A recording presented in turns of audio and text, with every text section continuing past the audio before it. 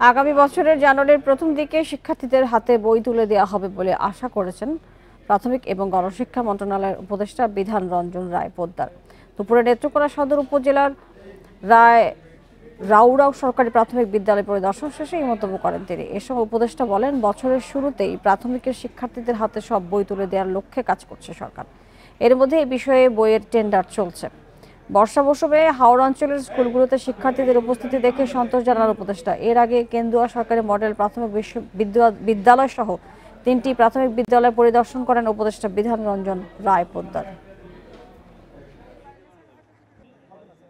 আশা করতে পারি যে আমরা জানুয়ারির প্রথম দিনই সব বই তুলে দিতে পারবো প্রাইমারি স্কুলে। হাওড় অঞ্চলে আমরা নির্দেশ দিচ্ছি যে এগুলা স্থানীয়ভাবে ম্যানেজ করতে হবে।